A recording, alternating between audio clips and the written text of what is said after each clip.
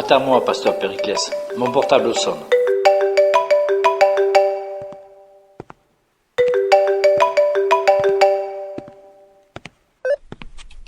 Bonjour Christine. Excusez-moi de vous déranger, pasteur. Il y a Maestro Robert qui est là. Il dit qu'il avait un rendez-vous important avec vous. Ah oui, Maestro Robert nous quitte. Je devais lui remettre une lettre de transfert aujourd'hui. Christine, rends-moi un service. Je sais que ce travail revient au secrétaire de l'église, mais puisque Maestro Robert est là, il faut le servir. Va dans mon bureau, dans le premier tiroir à gauche, tu trouveras des papiers avec l'entête de l'église. Rédige une lettre de transfert et tu signeras pour moi, s'il te plaît. Bien, pasteur. Tu as annulé mes rendez-vous? Oui, pasteur. Oh, pasteur, il y a votre fiancé qui est là. Quelle fiancée? Quelle est cette mauvaise plaisanterie? C'est ce qu'elle m'a dit. C'est sûrement Johan. Exactement. Qu'est-ce que je lui dis? Que je ne suis pas là. Je ne suis pas là. D'accord, pasteur. Tu nous quittes, Maestro Robert. C'est pas juste. Tu vas tellement me manquer. Tu seras bien la seule. Mais je sens que tu manques déjà à pasteur Jonathan.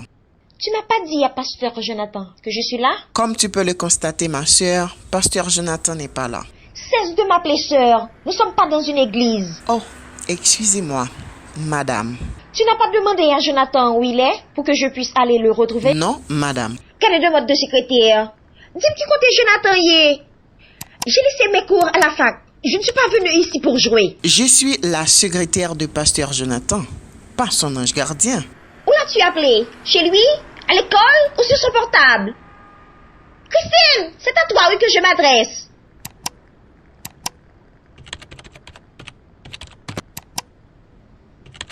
Tu crois ce que Moïse raconte dans Deutéronome 25, verset 5 va se produire ici? Tu peux te mettre les doigts dans l'œil.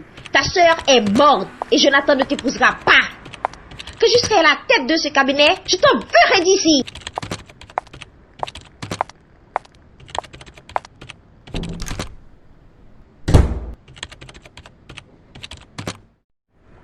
Mes amis, ça Johan senti.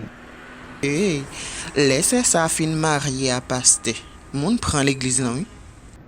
Ça ne se produira pas. Je vais rester pour l'en empêcher. Laisse tomber la lettre. Dieu te bénisse, Christine. Parlez-moi de ça, Maës.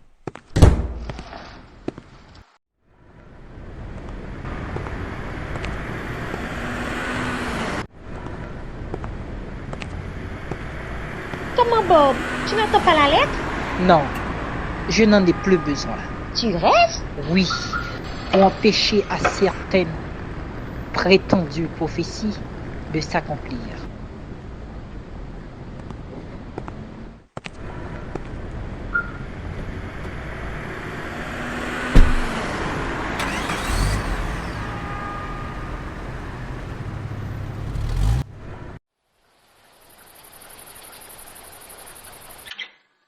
Jonathan, je croyais que tu te reposais. Je ne t'ai pas entendu entrer. C'est parce que je suis venu en taxi. Quoi? Toi? Ta voiture est en panne? Cela te choque? Depuis que tu es pasteur, c'est la première fois que tu sors à pied. Je me sens tellement fatigué. Je n'ai pas le courage de conduire. Il fallait rester chez toi. Vu ta mine, je te recommande de t'allonger sur mon sofa tout de suite. Crois-moi, pasteur Périclès, ce n'est pas de gaieté de cœur que je vis ici. Il se trouve que pour trouver un peu de tranquillité, ta maison est mon seul refuge. Tu as des créanciers après toi? J'aurais bien aimé avoir des créanciers plutôt que Johan et ma mère. Mais ta mère est à l'école et Johan à la faculté. Ma mère rentre à 2 heures. À son retour, je sais qu'elle va commencer à me harceler par ses questions. Quant à Johan, j'ai appris par ma secrétaire qu'elle est passée au cabinet. Elle devrait être à la faculté à cette heure. Elle a pris la mauvaise habitude de sécher ses cours. Ce n'est pas bien. Tu dois lui dire. Je le lui ai dit. Elle m'a répondu que ses cours ne sont pas importants. Tu ne réponds pas? Qui est-ce, ta mère? Devine. Ah, Johan. Tu vas finir tôt ou tard par épouser cette fille. Je ne pense même pas au mariage. Je ne pense jamais à prier pour toi pour le mariage. Tant mieux. Tu dois penser à refaire ta vie. Tu es jeune. Dans quelques années encore. Laisse-moi m'allonger sur le sofa. Tu sais, Jonathan, malgré toutes les précautions que je prends pour ne pas te parler de Valérie, je n'y arrive pas. Je sens qu'il y a quelque chose qui t'a échappé. Pasteur Périclès, je t'en prie. Si tu me parles de Valérie, je rentre chez moi immédiatement.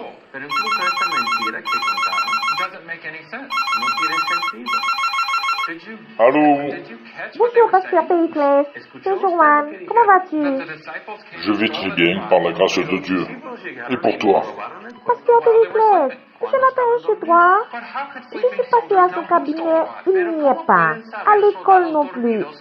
Je suis chez lui, la servante m'a dit qu'il est sorti. Sa voiture est au garage. Je ne comprends rien. Je suis inquiète. Sa mère aussi. Tu es chez Pasteur Jonathan? Tu aurais dû être à la faculté. Je sais, hier, j'ai agi très mal envers Jonathan. J'aimerais m'excuser. Laisse-lui un mot et retourne à la faculté. Je veux le voir. Je me sens tourmentée. Tu sais où il est? Joanne, pour l'instant tes cours sont plus importants. Fais ce que je te dis. Tu auras le temps de présenter tes excuses à Pasteur Jonathan. Dieu te bénisse. Alors que monde pas comprendre rien, je me demande si ces vieillards ont été un jour amoureux. Dieu oh qui ça sonne? Oui, c'est Joanne.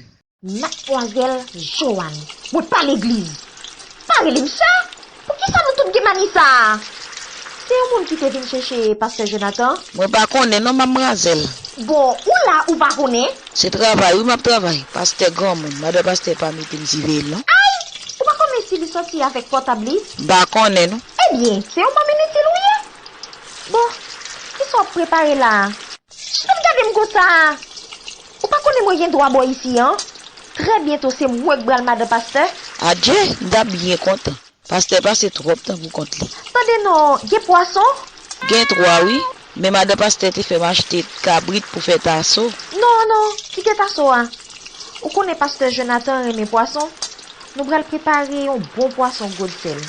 Est-ce que y a un bagage pour salade? Si pas gain, ou allons l'acheter? Gain, oui. Bien. Et papa dit du vin blanc? Côté assez l'homme. L'idée, ah oui. Relève pour moi bali acheter une bouteille du vin blanc. Je dis adieu là, Roger couvert dans la salle à manger devant. Moi, je voulais faire que pasteur content. Joanne est là. Sa voiture est au garage. Oh Seigneur, si je l'avais su, je ne serais pas rentré de sitôt. Vous suivez de la poussière à la gloire.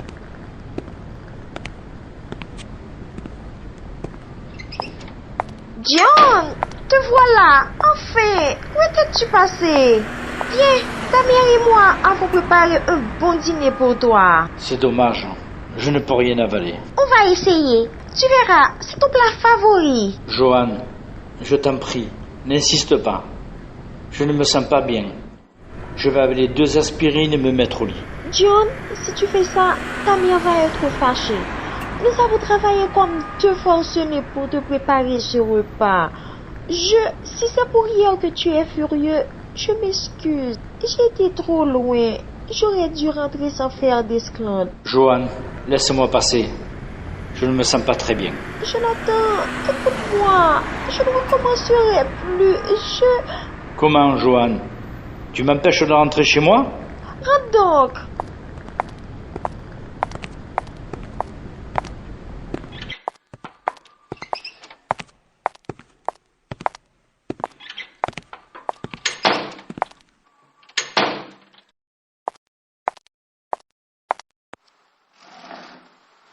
Bonsoir, madame.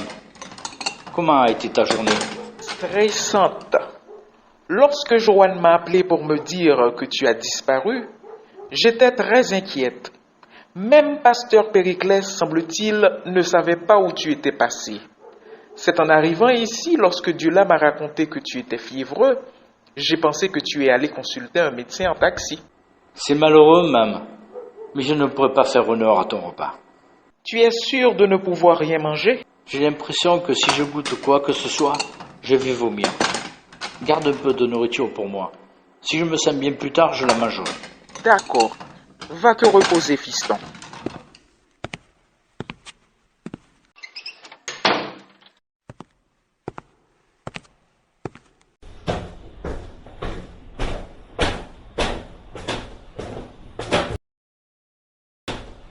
Je crois que Jonathan m'en veut. Pourquoi? Pour hier. Non, mon fils n'est pas du genre rancunier. Puisque Jonathan ne mange pas, dis non, nous ne jeûnons pas, nous.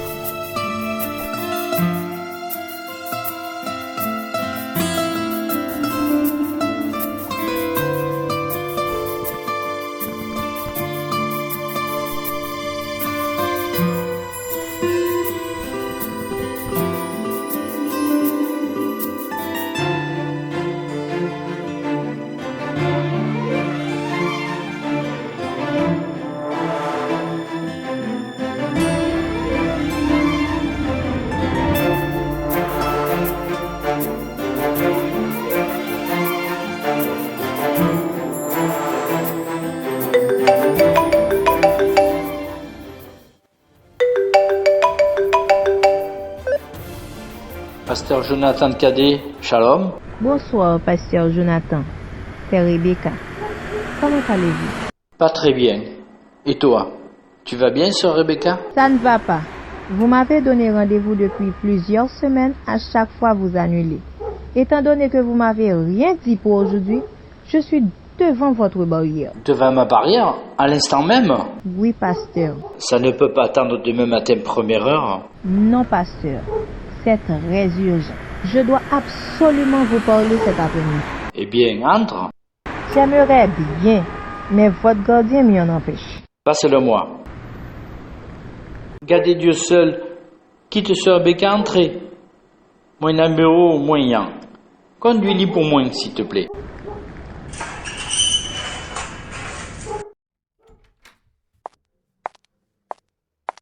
Assieds-toi donc, sœur Rebecca. Comme tu le constates, je suis en pyjama. Je dormais. Aujourd'hui, ça ne va pas très fort pour moi. Depuis la semaine dernière, j'ai remarqué que ça n'allait pas pour vous. Merci de me recevoir, pasteur. Je t'en prie. C'est un devoir. Je vais être bref. Vous, vous êtes encore plus beau qu'en pyjama qu'en costume, pasteur. Comment va, Grégoire? Ah, je ne sais pas. C'est à ce sujet que je veux vous entretenir. C'est ton fiancé? Excuse-moi, j'ai le nez qui coule. Je vous en prie. Depuis quelque temps, je n'ai pas cherché à le voir. Ni lui non plus. Pourquoi? Votre mariage, c'est pour le mois prochain. C'était. Comment ça?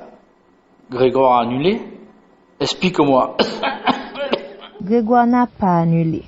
Mais moi, je veux le faire. Pourquoi? Il te trompe? Pas du tout. J'ai juste envie de laisser tomber. Comment? Il y a une raison? Oui. Je suis amoureuse de quelqu'un d'autre et depuis toujours. Je ne tiens plus à mentir à Grégoire. Il ne le mérite pas. Dieu du ciel. Sœur Rebecca. Oh Seigneur. Tu le lui as dit? Pas encore. Mais je compte le faire dans le plus bref délai. Mon Dieu. Et les dépenses que vos deux parents ont... Seigneur, Rebecca, mon enfant, es-tu sûr d'aimer cet homme? Je vais être franc et direct avec toi. Entretenez-vous une relation amoureuse? Non. Mais je l'aime. Lorsqu'il apprendra que j'ai annulé mon mariage pour lui, il m'épousera sur le champ. Ce n'est pas sûr, sœur Rebecca. Es-tu sûr de vouloir rompre tes fiançailles? Parce que, mon Dieu, je dois avoir l'avis de Grégoire avant d'officialiser la rupture. Je ne peux même pas penser à vous réunir pour vous parler. Il s'agit là de tes sentiments. Tu dis que tu n'éprouves rien pour Grégoire. Absolument. Ce mariage serait un échec. Seigneur, ce jeune homme dont tu es amoureuse, crois-tu qu'il accepterait de venir devant moi? Sais-tu qu'il est libre? Il est libre. Je le sais. Il te l'a dit? Il t'a dit qu'il est prêt à t'épouser? Qu'il avait les mots de Dieu? Il ne me l'a pas dit lui-même, mais Dieu me l'a révélé en songe. Lorsque tu voulais te fiancer avec Grégoire, tu m'as dit la même chose. Grégoire aussi. J'avais menti. Dieu ne m'a jamais rien dit au sujet de Grégoire. C'était juste mon imagination. Mon Dieu, cette histoire est de plus en plus compliquée. Tu ne crois pas que c'est ton imagination qui te joue encore un autre tour? J'ai passé des nuits à veiller. J'ai trouvé confirmation. Ouf! Ce frère fait partie de l'assemblée? Oui. En plusieurs fois, pasteur, dans mes rêves, je me vois en compagnie de ce serviteur. Hier soir encore, j'ai vu qu'on était devant pasteur Périclès, main dans la main, on chantait devant Dieu, je promets. C'est Rebecca, ça ne veut rien dire. Ce n'est pas une raison suffisante pour me convaincre d'annuler ainsi tes fiançailles. Pasteur, cela fait des mois que je prie. J'ai demandé un signe à Dieu. Il me l'a donné. Satan donne aussi des signes. Mais cet homme est un vrai serviteur de Dieu. Tu veux rompre tes fiançailles pour un homme qui ignore ton existence? Ce n'est pas censé, ça. C'est ce que je vais chercher à savoir. Si je reste fiancé à Grégoire, il ne va pas s'intéresser à moi. De plus en plus incroyable. Tu sais quoi? Ne dis rien encore à Grégoire. Je vais prier pour toi. Je sens que tu es sur le point de commettre une folie. Non, pasteur. C'est vous qui êtes sur le point de commettre une folie. Dieu me l'a révélé. Sœur Joanne n'est pas la femme qu'il vous. Pardon? Joanne n'est pas fait pour vous.